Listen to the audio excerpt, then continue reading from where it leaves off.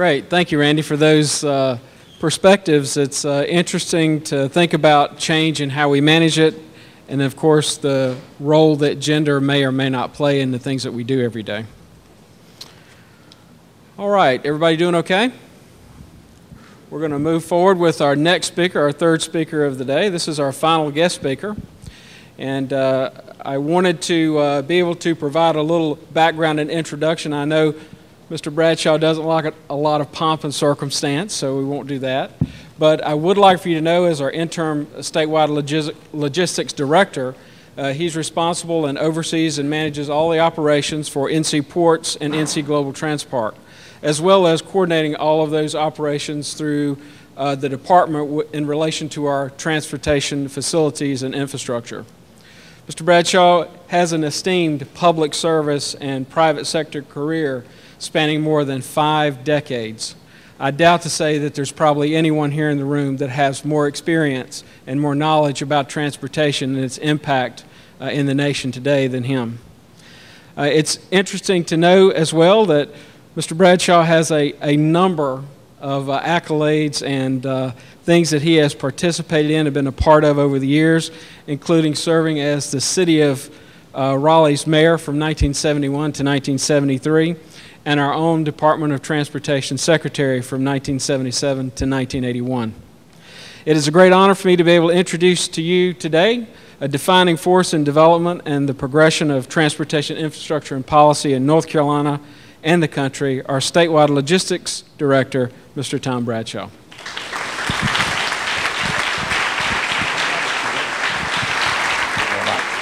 Don't you need to go to an appointment? Well, first of all, thank you very much. I really feel honored to be here. Maybe I want to try to do something that Terry did, but I'd ask you to help me. Why don't we stand up to take a break? When you stand up to stretch, introduce yourself to at least 2 people in here, because they're your peers, and maybe as I talk about leadership, it'll be remind you to always introduce yourself to the people you sit with. Can you stand up and take a break? Introduce yourself. I do want to share my thoughts, and hope they tell me that from listening to Megan Hinkle and Adrian Atkinson, you're going to have a question and answer period, so I don't want to take away from that. I think, first of all, I do really want to say I thought the 2 people, Randy and Terry, did a great job. Can we thank them again and be proud of that?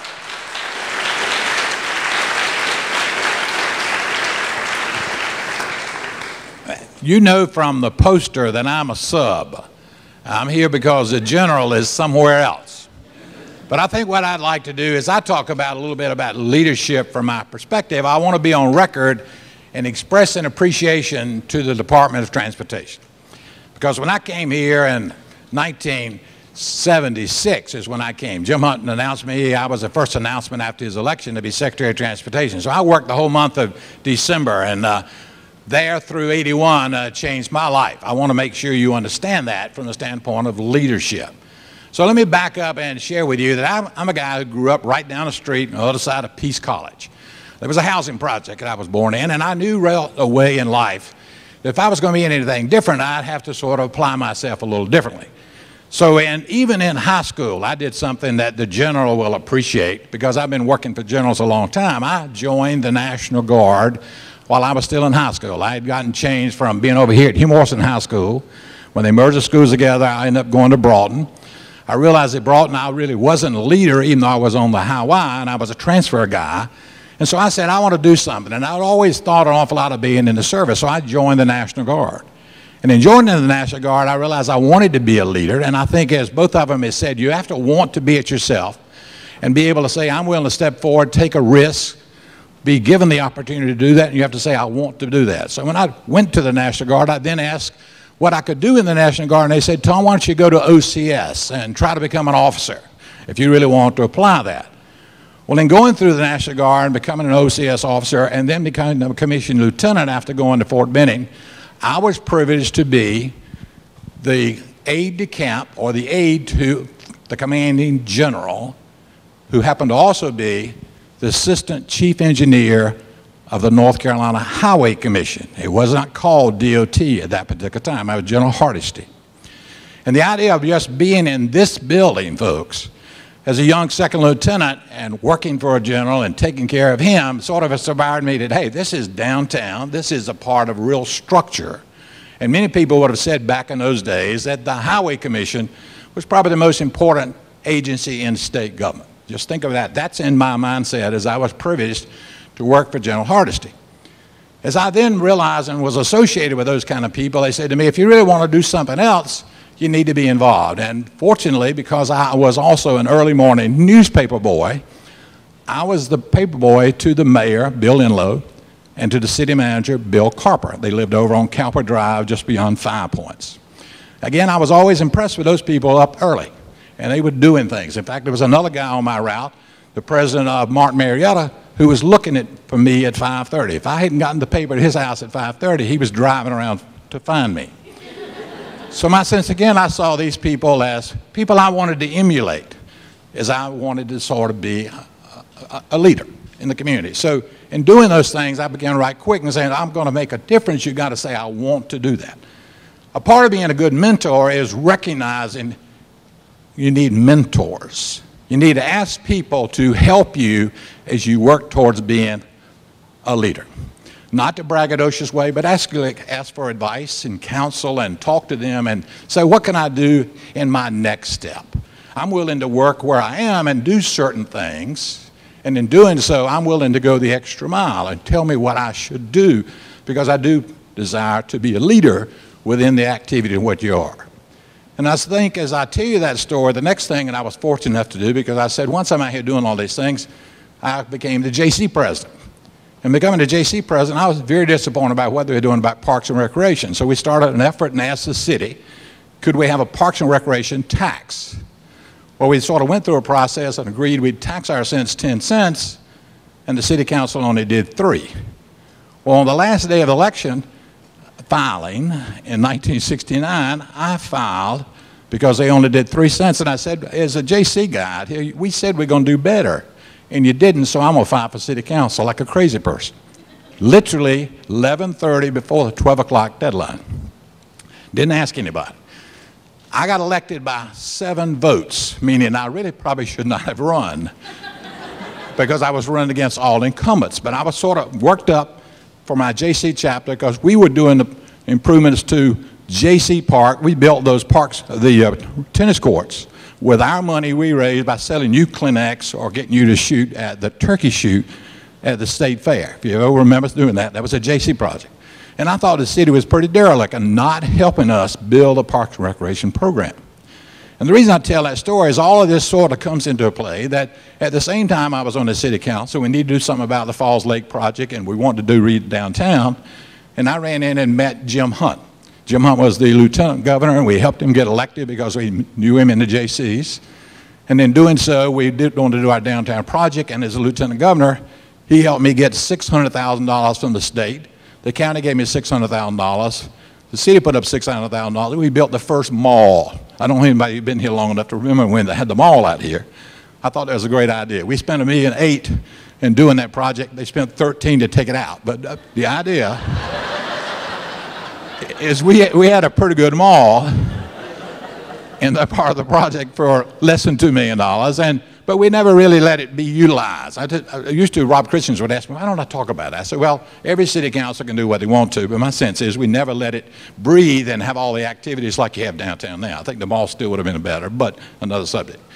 But the concept I'm really trying to say is all this time I was trying to be something that I'd made a decision to be, and I was blessed with having lots of good mentors.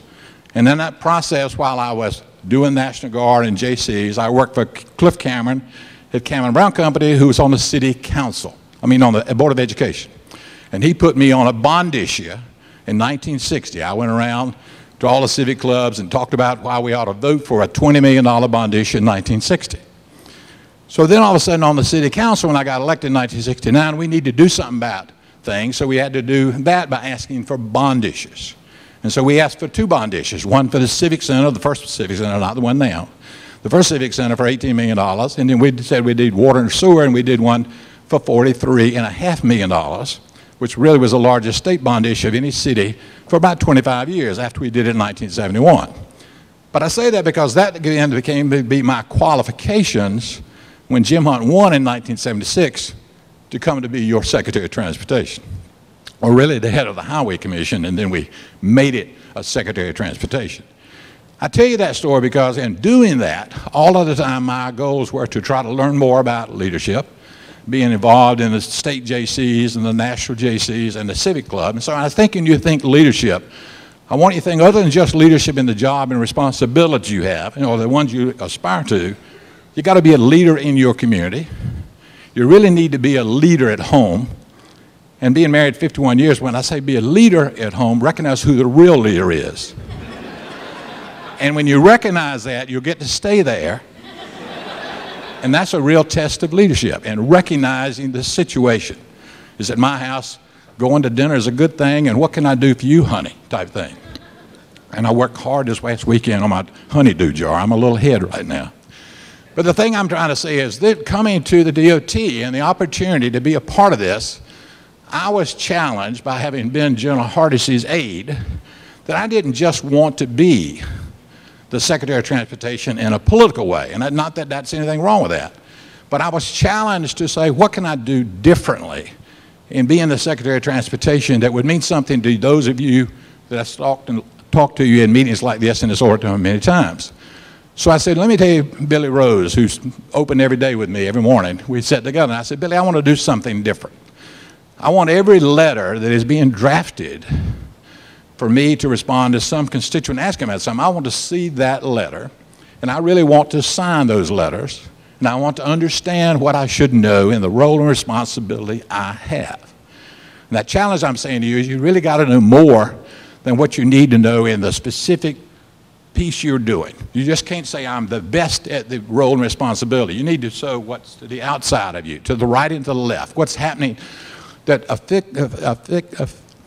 affects you and your ability to do your job. I learned a lot, and I think the word got out. As Billy Rose would say, everybody want to know what the hell you're doing, all those letters as you're flying around. I have one thing I left the DOT with. They gave me this great, wonderful wooden box made by the people out at the fairgrounds that my mail I carried around in on the airplane, signed the letter. So when I left here, I actually took something with me. I don't think I accounted for that. I don't know where I should declare that on my taxes. But they gave me that box. But the message I'm saying to you on leadership is I really wanted to be somebody you could be proud of, because when I would meet somebody and they said, you know, I wrote you a letter about cutting the fence, or I wrote you a letter about why can't I get my county road paved or whatever, I wanted to be able to say I knew something about it. And it was amazing by the work that you folks did and your counterparts were doing to me, how much I learned about this role and responsibility.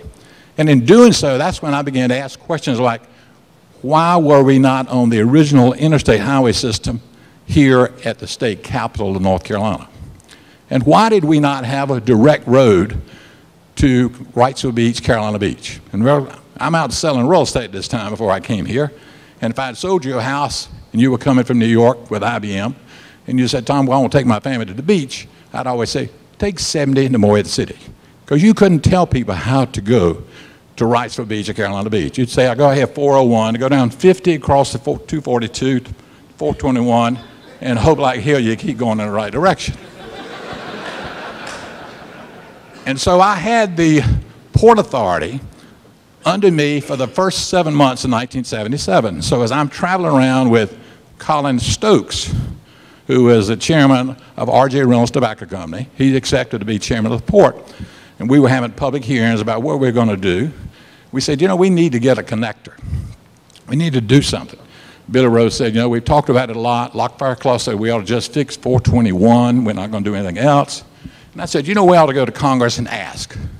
Literally, folks, to show you that you can do anything when you got the power of the DOT behind you.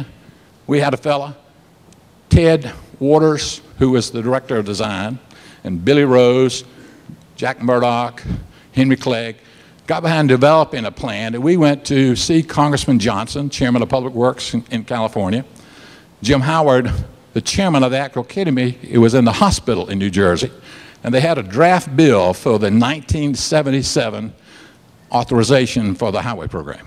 And here I am, an upstart from North Carolina, asking, could we get something in that bill that would help us get a connector?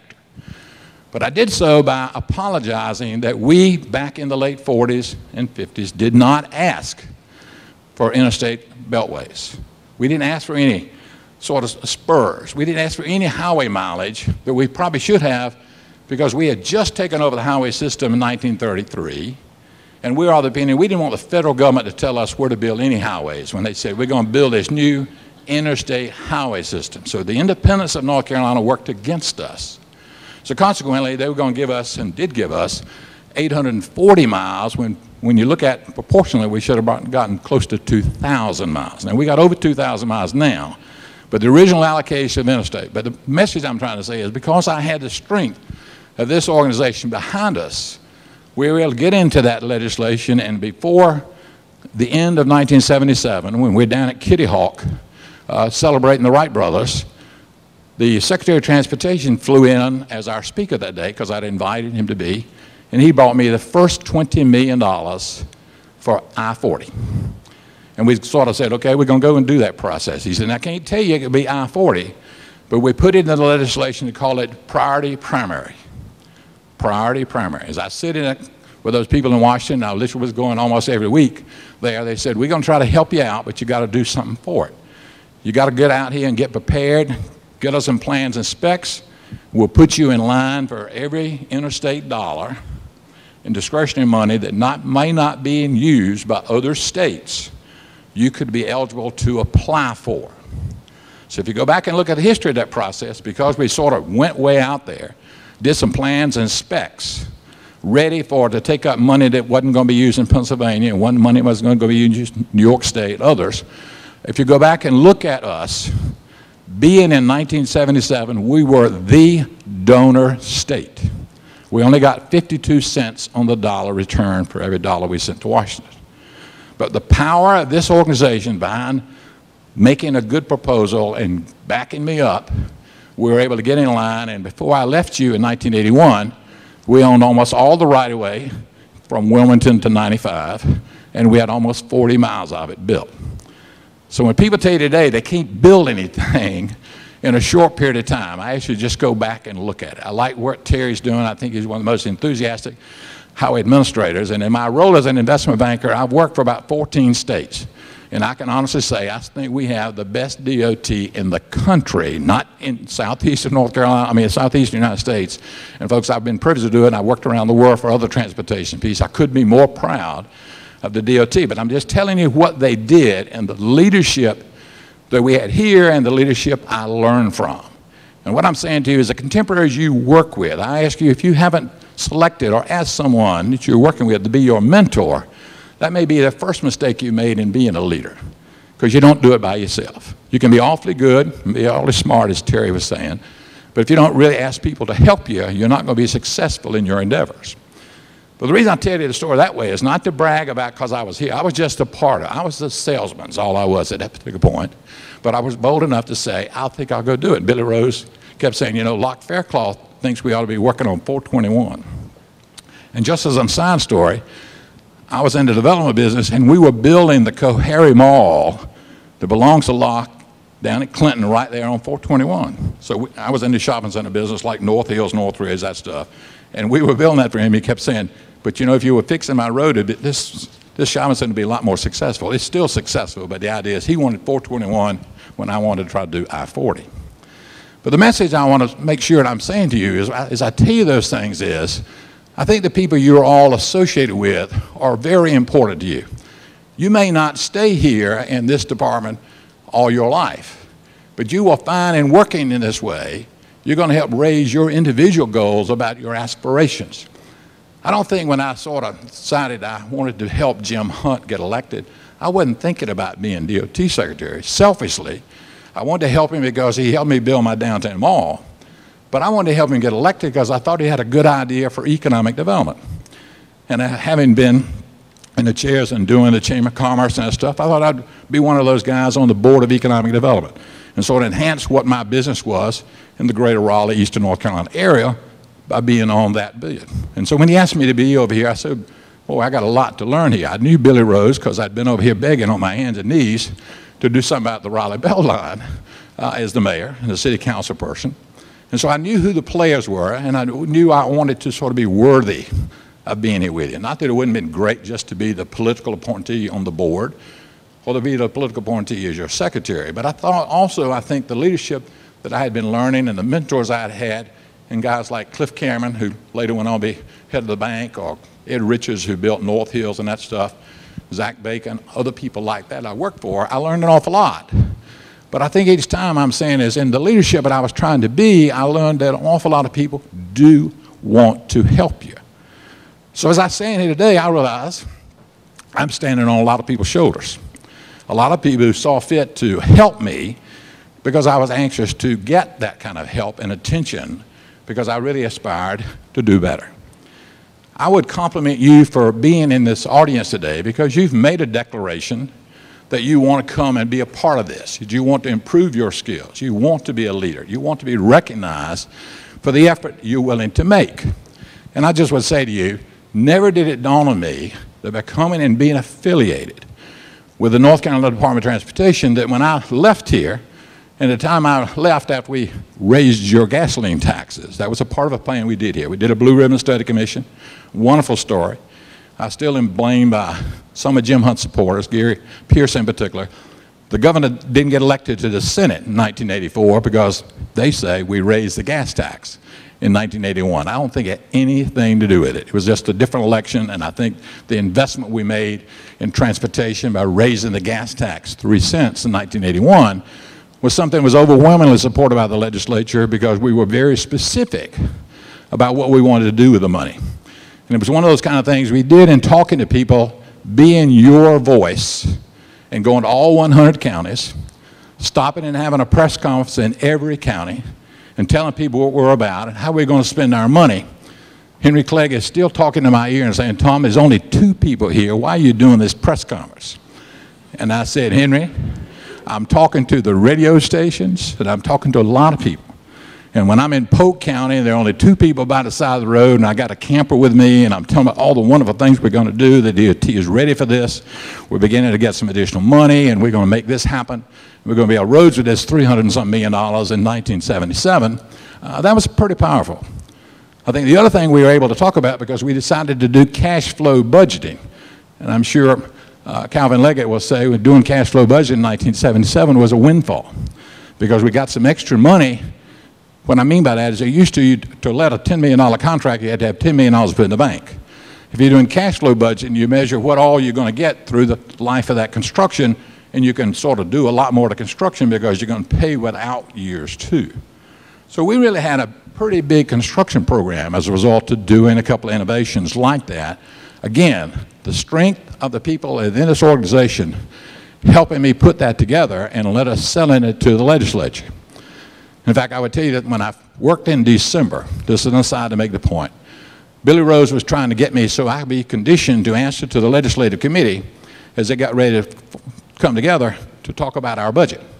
I worked literally 2.5 weeks trying to answer every possible question I go over, and not to pick on the legislature because I may have some friends of yours, but they asked us 3 questions. The first question was, who in DMV got the $40 briefcase? They had looked into line items and saw we were giving somebody a $40 briefcase. It had to be one of those that had to be locked up, and the guy going around doing all this work had to lock it up. So it's a pretty expensive briefcase in 1977. Second question is, do you use any money to buy used furniture, used equipment in that place out on 54 just beyond the fairgrounds? And the third one is, why do you want to do a $300 million bond issue when you got $295 million in the bank? Well, that's because we had all that money in the bank because we were letting projects, and nobody didn't understand that. But it was a great foil for me to be able to say, well, we propose to talk about cash flow budgeting. So the idea, what I'm saying is, the strength of the professional team behind me and the role I had, the time I wanted to be and proud to be your leader, I was learning and greatly supported by great leaders within this organization. But the other thing I think is I told you that story about the line of the letters is trying to tell you the quality of the people that were supporting me and the activity made me greatly comfortable, and I went out and started doing things at that national level. But the other thing you did is by doing that process, you got me into a situation where I got elected as the vice president of AASHTO and was on my way to be the president of AASHTO had I not gotten decided, my wife explained to me, our kids want to go to college, and you can't work at the DOT and send 4 people to school. So you can relate to that a minute, and it was a lot different back then. I think when I was your secretary, they paid me $33,000 in 1977. It's a lot of money, but not proportionate when you're trying to send 4 kids to college. I think my last payday was in the neighborhood of $50,000. Not that I wasn't proud to get it for what I was doing, but I'm saying proportionally, so she explained to me like the leader at the house does, we can't afford you to be down there. I know you love it. I know you enjoy doing that. But so as I go back, the other part of that leadership, remember now, I'd been a developer. Not many people thought much of that. I'd been a politician on the city council. Probably less people thought good about that. And then all of a sudden I'm over here working at DOT, and they're not quite sure, did I get a political handout just because I helped somebody get elected? But to the outside world, folks, when I left here in August 1981, I was amazed at the number of people who gave me a job offer to come to work in the investment banking business. So in August of 1981, I went to work for a company called First Boston. First Boston is an investment banking firm. It was in New York, used to be First of Boston, had moved to New York, and one of the 9, what they call bulge bracket firms, being pretty good size. And so they asked me would I come and help them set up a transportation group.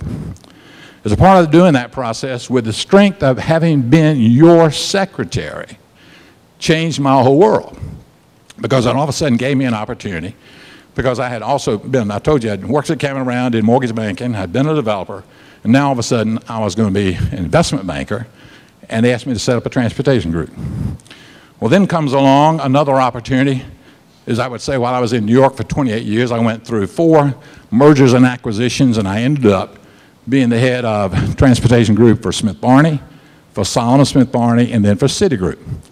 Again, that's why I want to be on record just thanking you for that opportunity that really came to me by being your leader, being supported by your leaders, and developing my leadership skills as I had the pleasure of working for you. I think never did I think about that at one moment. As I said, I was ready to go back, sell some houses, make some money, take advantage of the network of people I'd met, and the opportunities that opened up by being affiliated with an organization like the North Carolina Department of Transportation. As I got the chance to work for places like California and Texas and Florida and Montana, Illinois, all over. I mean, there was a lot of them who wanted to do debt financing that never had done that. North Carolina was one of the early states to do debt financing in 1920. And if you go outside this building, you'll see a plaque on the front wall that's Hattie Moorhead Berry. We used to call her the mother of good roads. We said women were involved in transportation and state government in North Carolina earlier than the other women's programs. And we bragged about her. She was a lady who worked over in Chapel Hill, helped start the highway program in 1915. She's the woman who challenged Cam Morrison, the governor, in 1920, to have a $20 million bond issue on the ballot, connecting all the county seats to one another in North Carolina. She challenged the governor. The Democratic Party said, well, Cam's strong, but we ought to do that. So she beat him out. He did not want to do the bond issue for transportation. This lady who we put the plaque up there for challenged and won that. Again, that was leadership. And you saw that firsthand and recognized. But having that tradition helped me get employment and be successful in that business. We turned out to be the #1 guys in transportation, both at First Boston, at Solomon Smith Barney, as well as Citigroup. But I got that job because of working for you and what was given to me as an endorsement, because the reputation that the Bill Babcocks, who were big in transportation, the Billy Roses, the Bill Caddells, a lot of wonderful people here committed to being in public service. That I want to be on record of thanking you for. I think of all the things I've done in my life, I probably have found the most rewarding to be in public service. I like to think about when I was in New York, I'd share with you, there were times when I would think people didn't recognize so much of my work was with public service, that people didn't appreciate public service. But after 9/11, and I lived right at the World Trade Center, literally 2 blocks. So after 9/11, I saw a change in our country of recognizing people who are first responders, people in government who sort of fire departments and police departments going up those towers right there in my front yard, going to rescue people. I think people thought differently about government. And I do think there are times right now are tough. But I say to you, more and more people, I think, do recognize that when you give and come and be a part of public service in government, do the things you do, there's a recognition. There's always a voice out there, and you have to be reassured that people do thank you for the work you do and the responsibilities you take care of each and every day. In fact, I would remind you as I close and maybe take your questions, one last thing I wanted to do, and I felt pretty strongly about it. Some of you, I don't think anybody was here in 1977, but I used to put a little sticker on the dash of every vehicle, and it said, "You are the Department of Transportation." Because I fully believe that if you're out in the hinterlands of North Carolina, even in the urban areas, the first governmental employee that people meet is either the DMV person who was under us, who gives you your driver's license, or the person who may pull your ditch on your county secondary road, or somebody you see making improvements that's going to make your life better and your ability to get to and from work or move goods and services around North Carolina. So I think the Department of Transportation is highly regarded. The reputation you have outside of North Carolina, the leadership now that Secretary Conte has given to this organization, the effort that I'm privileged to be a part of now, and establishing the logistics department of putting all this together. Lots of people are wanting to know why we're doing it, how does it work, and are very complimentary of the leadership that the governor started under Secretary Conte's request in December of '09 to set up logistics and put all those owned assets together, and how do we bring about the efficiencies of the port at Wilmington, the port of Morehead City, the Global Transpark, the inland port in Charlotte, the inland port in Greensboro. But to also be a leader in bringing the economic regions in North Carolina together. The 7 economic regions are out trying to get businesses. They look back to the DOT to make those presentations to people who want to relocate, create jobs, make a difference in those respective jurisdictions. The DOT and the logistic piece are going to be a big part of that. You're a big part of that because you work for this department. You should know more about it and feel good about it. The leadership of now what we call the Coordinating Council includes the Secretary of Commerce, the Commissioner of Agriculture, Secretary of Diener. All of those agencies are under the leadership of Gene Conte. So to what's taking place and how it's seen outside, I would say as your representative, privileged to be here. I've known Gene ever since he came back to Duke to get his MBA. He worked for David Price, my congressman. I knew him when he was at USDOT. I did a lot of work for DOT during those times. He went off to Maryland. He came back to DOT, worked for Rodney Slater as secretary, and that leadership is given that Gene has developed over his time has put us on the forefront of an awful lot of exciting things that North Carolina is being recognized for. And that's you being recognized for. So I challenge you a little bit. All I say is not only have you made a commitment to be here to be a leader, and you are, because you've already signed up and you're here, but to help develop other leaders and challenge other people to say, we need to be a part of that movement because the world is waiting for what we'll do. We're living a time when we've forgotten how to, as a nation, not as a state now, as a nation first. We haven't passed until just 2 Fridays ago a transportation bill since 1905. Folks, that should be unacceptable. We haven't done much better with all the Blue Ribbon Study Commissions we've had in North Carolina to put together. The one we did back in the 70s, late 70s, we raised the tax. There have been some initiatives here when Secretary Harrington was secretary, but there's a lot we need to have people understand. With us investing in infrastructure, transportation, what you're about, we can rebuild our economy in a way that is expected. My other passion is education, and I'll tell you just this sideshow you know. I used to always like to brag about education. Folks, in science, math, and technology, we're 28th in the world. Not in the top 10, just barely in the top 20. 28th. As we get to some of the math pieces, we actually fall by some measurements into the 30s. We have forgotten how to invest in both infrastructure and in education. So it may be too political, but since I'm probably not going to be here forever, I'll say this to you. Ask people you're going to vote for, what are we doing about these infrastructure and education initiatives? If you're a real leader, you'll feel comfortable in just saying, tell me why not. Why are we not putting our eye on the target, and why are we not doing it? That's a leader's responsibility. Not necessarily to jump them in a public hearing, but a one-on-one and saying, we have to do better. I think the DOT in North Carolina is ready. I think we can be very efficient in our delivery. We're doing that extremely well. You've been recognized even by the legislature this past year. The process you've been implementing, they now have put into legislation. That's leadership. So again, I commend you for being here today. I thank you for the opportunity to be a part of this process. I thank you very much.